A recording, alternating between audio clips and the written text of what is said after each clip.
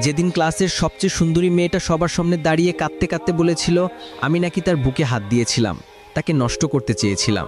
সেদিন সবাই আমার দিকে অনেক ঘৃণা নিয়ে তাকিয়েছিল। ক্লাসের প্রায় ৮০ জন ছাত্রছাত্রী সবাই আমাকে খারাপ ভেবেছিল। সবাই মেয়েটার কান্না ভেজা কণ্ঠটা বিশ্বাস করেছিল। আমার সবচেয়ে কাছের বন্ধুটাও সেদিন আমার থেকে দূরে সরে গিয়েছিল। আমার সবচেয়ে প্রিয় শিক্ষকটা আমার গালে চড় মেরে বলেছিল, তুমি অনেক ভালো ছাত্র, আমি তোমাকে অনেক ভালোবাসতাম, কিন্তু তুমি আজকে যে কাজটা করেছো তার জন্য আমার ভালোবাসাটা তোমার জন্য চিরতরে শেষ হয়ে গিয়েছে। নিজেকে একজন ভালো মানুষ হিসেবে যে প্রতিষ্ঠিত করতে পারে না, সে যতই ভালো ছাত্র হোক, টাকার মালিক হোক, এসবে কিছু যায় আসে না। একজন মানুষের সবচেয়ে বড় পরিচয় হলো সে একজন মানুষ। তবে তোমার মতো মানুষ না, তুমি এখনো মানুষ হতে পারোনি। যদি পারো মানুষ হয়ে দেখাও। সেদিন আমি ক্লাসের কারো দিকে চোখ তুলে তাকাতে পারিনি। কোনো অপরাধ না করেও নিজেকে অনেক বড় অপরাধী মনে হয়েছিল। আমার দুঃখটা সেদিন কারো সাথে শেয়ার করতে পারিনি। ক্লাসে যতটুকু সময় ছিলাম ততটুকু সময় আমি নিচের দিকে তাকিয়ে শুধু চোখের পানি ফেলেছিলাম। সেদিন আমি বুঝেছিলাম চোখের পানিরও দাম কম আর বেশি হয়, কারণ মেয়েটার চোখের পানি দেখে সবাই অনেক ইমোশনাল হয়ে গিয়েছিল। আমি মেয়েটার সাথে এসব করেছি কিনা সেটা না জেনেই সবাই মেয়েটার জলভরা চোখ দেখে তার কথা বিশ্বাস করেছিল। কিন্তু আমার চোখের পানিটা কাউকে আবেগী করতে পারেনি। আমার মতোই আমার চোখের পানিটাও কম দামি। ক্লাস থেকে চলে আসার সময় ওই মেয়েটার সাথেই আমি কথা বলি, যে মেয়েটা সবার সামনে আমাকে এভাবে খারাপ একটা ছেলে হিসেবে পরিচয় করিয়ে দিয়েছে। আমি তার কাছে গিয়ে তাকে কিছু কথা বলি, তুমি এমনটা না করলেও পারতে। তুমি হয়তো ভেবেছিলে এমনটা করার পর আমি তোমার সম্পর্কে কোনো কিছু বললে কেউ বিশ্বাস করবে না, সবাই ভাববে তোমার উপর প্রতিশোধ নেওয়ার জন্য তোমার সম্পর্কে খারাপ কথা বলছি। কিন্তু তুমি হয়তো জানো না, তুমি এসব না করলেও আমি তোমার সম্পর্কে কারো কাছে কিছু বলতাম না। তবে ভয় পেও না, এখনও তোমার সম্পর্কে কারো কাছে কিছু বলবো না। যে মানুষটা আমাকে সবার সামনে খারাপ বানিয়েছে, আমি তাকে সবার সামনে খারাপ বানাতে চাই না। কলেজ থেকে বাসায় যাওয়ার পথে যখন দেখলাম সবাই আমার দিকে কেমন করে যেন তাকিয়ে আছে, তখন আমার বুঝতে অসুবিধা হলো না আমার খবরটা এলাকার অনেকেই জেনে গিয়েছে, তাই তারা আমার দিকে এভাবে তাকিয়ে আছে। এসব খবর বাতাসের মাধ্যমে ছড়িয়ে যায়। আমারটাও হয়তো সেভাবেই সবার কাছে পৌঁছে গিয়েছে, হয়তোবা বাড়িতেও জেনে গিয়েছে। এমনিতেই মা আমার দোষ খোঁজেন সব সময়, একটু ভুল পেলেই বাড়ি থেকে বের করে দিতে চান। শুধু বাবা বলে কয়ে হয়তো আমাকে বাড়ির এক কোণে ছোট্ট একটা রুম দিয়ে রেখে দিয়েছেন। মা চায় না আমি এই বাড়িতে থাকি। যখন বাসায় গেলাম তখন দেখলাম মা আর বাবা দরজার বাহিরে দাঁড়িয়ে আছে। তাদের দেখে বুঝতে পারলাম কলেজের ঘটনাটা তারা জেনে গিয়েছে। তখন আর দেরি না করে আমি বাবাকে বললাম, আমি কিছু করিনি বাবা, বিশ্বাস করেন, আমার মৃত মায়ের কসম বাবা, আমি কিছু করিনি। তুই যদি কিছু নাই করবি তাহলে মেয়েটা তোর সম্পর্কে সব বলবে কেন? তোর ক্লাসে তো আরও অনেক সুন্দর সুন্দর ছেলে আছে, তাদের সম্পর্কে তো এরকম বললো না, তোর সম্পর্কে কেন বললো? তুই এসব করেছিস বলেই সে সবার সামনে এসব বলেছে। একটা মেয়ে কখনো নিজের মান সম্মান নিয়ে এরকম মিথ্যা বলবে না। মিথ্যা তো তুই বলছিস এখন আমাদের সাথে। আমার সৎমা যখন কথাগুলো বলল তখন আমি চুপ করে দাঁড়িয়েছিলাম।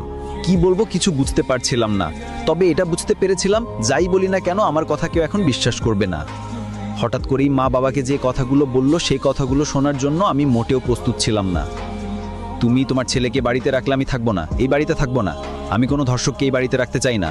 আমার একটা মেয়ে আছে, আমি আছি, আমরা তো আর আপন কেউ না। আমি তো আর আপন মা না, হাবিবাও তো আর ওর আপন বোন না। সুযোগ পেলে কি না কি করে বসবে কে জানে।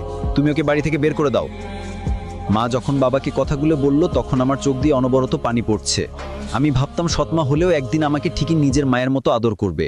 আমি সবসময় আমার সৎ মায়ের মন জয় করার চেষ্টা করেছি, কিন্তু আমি ব্যর্থ হয়েছি। তবে কোনোদিন ভাবিনি আমার সম্পর্কে এতটা খারাপ ধারণা জন্ম নিবে তার মনে। নিজেকে পৃথিবীর সবচেয়ে অপবিত্র মানুষ মনে হচ্ছে। লজ্জায় অপমানে সেদিন আমি তাদের সামনে দাঁড়িয়ে থাকতে পারিনি। এই বাড়ি ছাড়া কোথায় যাব আমি সেটা না জানা সত্ত্বেও আমি সেখান থেকে কাঁদতে কাঁদতে চলে আসি। আমার বাবা একটিবারের জন্য আমাকে থাকতে বলেনি। সেদিন আমি খুব করে বুঝেছিলাম আমাদের বাবা ছেলের সম্পর্কটা হয়তো শেষ হতে চলেছে। এটাও বুঝতে পেরেছিলাম এই বাড়িতে হয়তো আর কোনোদিন জায়গা হবে না আমার। আমাকে চলে যেতে হবে অজানা অচেনা কোনো এক নতুন ঠিকানায়। আমার কাছের মানুষগুলো আমাকে বুঝতে পারেনি, ভুল বুঝে দূরে ঠেলে দিয়েছে। এখন একজন মানুষই আছে যেই মানুষটা আমার শেষ ভরসা, যে মানুষটাকে আমি অনেক বিশ্বাস করি, অনেক ভালোবাসি। সেই মানুষটাও আমাকে অনেক বিশ্বাস করে, অনেক ভালোবাসে। তবে কেন জানি ভয় হচ্ছে, আর সবার মতোই কি সেও আমাকে খারাপ ভাববে, আমাকে বিশ্বাস করবে না? অনেক প্রশ্নের উত্তরই থেকে যাচ্ছে। তার সাথে দেখা না হওয়া পর্যন্ত এইসব প্রশ্নের উত্তর আমি পাবো জানি, তবু কেন জানি প্রশ্নগুলো নিয়ে ভাবতে ইচ্ছে করছে।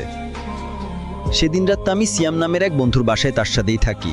ও হয়তো বিশ্বাস করেছিল আমি এসব করিনি। আমি এতটা খারাপ মানুষ না যে একটা সুন্দরী মেয়ের দুর্বলতার সুযোগ নিয়ে তার বুকে হাত দিব, কিংবা কে জানে হয়তোবা বিশ্বাসও করেছিল, ভদ্রতার খাতিরে বলতে পারেনি। কারণ কিছু কিছু কথা থাকে যেগুলো অনেক সময় মানসম্মান বা ভদ্রতার খাতিরে বলা যায় না। বিপরীত পাশের মানুষটার অবস্থাটার কথা চিন্তা করে অনেক মানুষই বলতে পারে না। আবার কিছু মানুষ থাকে যারা বিপরীত পাশের মানুষটার কথা চিন্তা করে না, একবারও ভাবে না কথাগুলো বললে তার অবস্থাটা কি হবে। সেদিন সিয়ামের ওখান থেকেই আমি আদিবার সাথে ফোনে কথা বলি। তাকে বিকাল 3টার সময় আমার সাথে দেখা করতে বলি। সেও ঠিক সময় ঠিক জায়গায় চলে আসবে বলে ফোনটা রেখে দেয়। আমিও ঘুমানোর বৃথা চেষ্টা করে বিছানায় গা এলিয়ে দেই। তবে সেদিন রাতটা আমার নির্ঘুম কাটে। সেদিন ছিল শুক্রবার। সিয়ামের সাথে জুমার নামাজটা পড়ে ওর বাসায় দুপুরে খেয়ে আমি তোর প্রতি অনেক কৃতজ্ঞ। একটা রাত আমাকে থাকতে দিয়ে অনেক উপকার করলি। এই কথাগুলো বলে আমি সিয়ামের ওখান থেকে আদিবার সাথে দেখা করার জন্য চলে যাই। আদিবার সাথে দেখা করতে গিয়ে যা দেখলাম সেটা নিজের চোখকে বিশ্বাস করাতে পারলাম না। কারণ আদিবা আজ একা আসেনি, তার সাথে সে একটা মেয়েকে নিয়ে এসেছে। তার সাথে যে মেয়েটা এখন দাঁড়িয়ে আছে সেই মেয়েটাই ক্লাসের সবার সামনে আমাকে অপমান করেছিল, খারাপ বানিয়েছিল। আমি বুঝতে পারলাম না আদিবার সাথে মেয়েটার কি সম্পর্ক। আদিবার কোনো কাজিন নাকি বান্ধবী?